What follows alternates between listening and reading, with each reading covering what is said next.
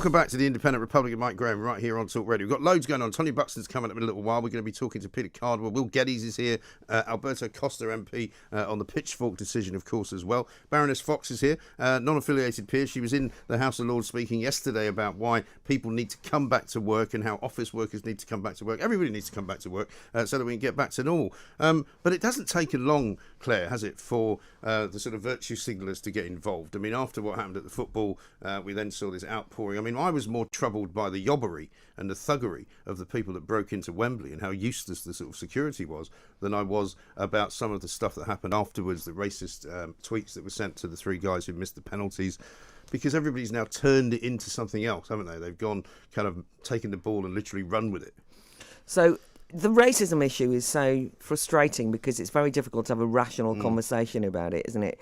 I mean, I was of the opinion right from the start that I didn't have a big problem with the footballers taking the knee. Yeah. I thought it was a bit daft, but I didn't have a problem with it. But I equally didn't have a problem with anyone if they booed it, right? Because I understood it. Because that's the proper position of a Democrat, isn't it? And that's what, and somebody who believes in free speech. Yeah. You know, if you want to do that, I don't think it's an effective way of fighting racism. But if a gesture suits you, well, it's pretty clear that it didn't work, isn't it? No, but the thing that's happened subsequently is this: anybody who booed is a racist. Yeah. Anyone who defended anyone who booed has allowed a deluge of racism to swamp the UK, and very quickly we've got this institutionalised racism narrative. And we've got the Runnymede Trust this morning now saying that they've somehow found out, incredibly, by their own hand, that we are a sort of, intrinsically racist country, which I don't believe Britain is. No, and the by the way, just to say that Don't Divide Us, which is a great anti-racist campaign, have brought out a report saying,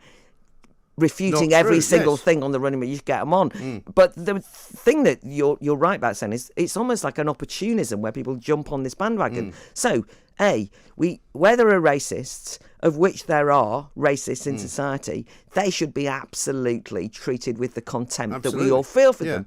But the truth is, everybody does feel contempt for them. The vast majority, 99.9% of people, hate those racists, treat them like they're irrelevant, and so on and so forth. And then we're told that despite that, and despite the fact that most ordinary people hate people being judged on the colour of their skin, know that it's a bigotry of the past which they want nothing to do with, they're then still accused of being racist. Right. I know. And therefore the word racism has lost its punch and lost its power. I mean, racism was promiscuously used to describe Leave voters.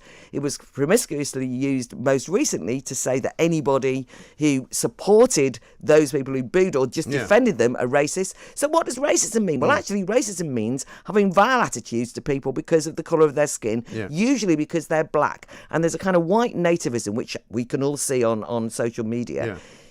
But it's a handful of absolute horrible. And I wonder, and I don't know what you think about this, because obviously it's an issue of freedom of speech in a way. If the people running social media were better at policing that, then perhaps it would all go away. Well, that's also because that's the only place they can really articulate it. But it is also the case that if you actually look at some of these really vile tweets, you'll find that their original tweet got liked by 4 people, right? And it's usually the same 4 people. Yeah. However, what amplified it was the horrified anti-racists who sent it round to prove that the UK is a racist country. And so, well, England in particular, England is racist. And they get thousands of likes. So everyone sees it. So it then starts to look like a bigger problem than it is. So, I mean, yes, I am ambivalent about the social media. But there are many people, though, in the black and ethnic minority community who will say that what you're saying isn't true, because actually John Barnes was on with James Max yesterday saying, banging the drum for the fact that this is not an equal country. And if you're black, you don't have as much opportunity as if you're white. And if you look at the boardrooms, you don't see as many black people as you would otherwise. I'm not sure I'm convinced by his argument, because I think it's a great country with many more opportunities for everybody.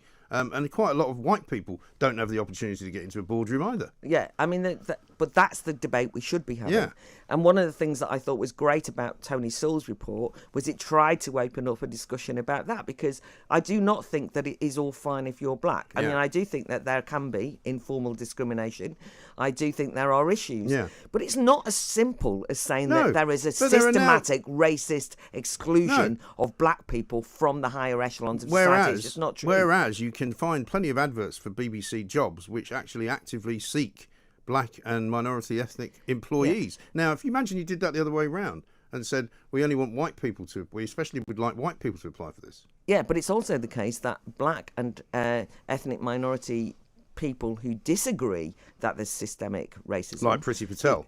Priti Patel. I mean, there's a handful that are well known, but one of my fellow MEPs, Christina Jordan, always makes this point that she, there she is, a black woman, right? She stood as a Brexit Party candidate. She got elected as MEP. She gets absolute abuse all the time, showered with it, right? Yeah. She's a black woman. Yeah. What makes it all right to abuse her, to tell her that she's wrong? And people say we've got to listen to the lived experience of people. And I don't, I'm not black. And I think that John Barnes actually has been a credit to raising the bar on this discussion not being as kind of like accusatory as others. And interestingly, he doesn't care about the taking of the knee. He's like, I don't care one way or the other. But he tries to open up the debate. Yeah. But it should be a debate and a discussion. And you should not be excluded if you're white. But also, the lived experience of one black person is not exactly the same as the lived experience of another black person. Of course it's not. Unless we think that they're all indistinguishable and they're a clump who all think the same, which, to be honest, is a racial way of thinking. But the trouble is, like a lot of things now, we've got this altar, and you can either be slaughtered on it and sacrificed to the great god of wokeism, or you can be deified by the great god of wokeism. And it's either one or the other. There's nothing in between. Yeah, but the other thing is that racial thinking, by its very nature, is to think that other people or a group of others are less than human, like animals, right? And some of the debate that we've had in post the match has been a way of othering or treating as though they're less than human football fans. Yeah, and it's an irony that kind of disdain and contempt for people saying, those type of people. Now they want to say they're all racist, but then they give us evidence, just those few tweets we talked about. When I say few, but I mean even the people who've kind of done the research on this have said, we've found 1,000 tweets that are doing the rounds. There's a lot of millions of people in this country, by the way. Right. Then there's this argument, well, they might all be Russian bots. I mean, maybe they are, maybe they aren't. But I'm prepared to say that I have met in my time plenty of racists, right? I don't think they don't exist. No. That's still not the same. Those people, and they're often saddos of the worst type. Of course. They're not in power. I mean, this idea that there's a systematic attempt to exclude black people is where I disagree. But if there's an argument against that, let's have that discussion. Let's civilly debate it. Let's look at the evidence. But when, for example, the race report brought out by Tony Sewell tried to look at the evidence, tried to discuss it, everybody said, Uncle Tom's, don't believe that report. They're the wrong kind of black people saying that. And then you think, well, even if you disagree with the Sewell report, can't we have a proper discussion on it? But no, immediately you demonise the people who disagree with you.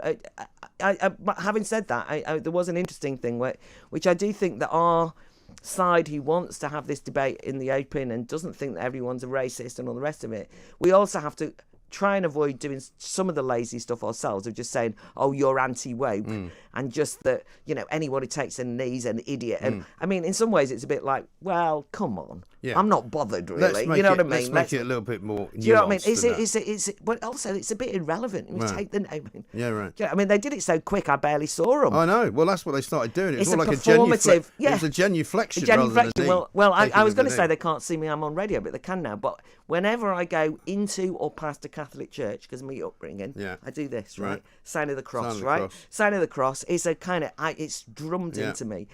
Does that mean that if you were to query in great detail my Christian Catholic doctrine views, you'd find that no, it's a thing I do. Yes. And if you want to take the knee in that way to just go, I'm anti-racist, fine. But you won't fight racism simply by doing that. And I do not think that those people who object to that, but I don't think that the country is full of people bothering to boo. It's the way it's been weaponised, this whole discussion, that means that we won't fight racism, by the way. No, we're not going to get anywhere. It won't make any difference. It will not, absolutely. Baroness Fox, thank you very much indeed for coming in. Thank you for being so sensible. We will take loads of your calls based upon much of what Claire said. 0344 499 1000 is the number. We'll be back after the news headlines.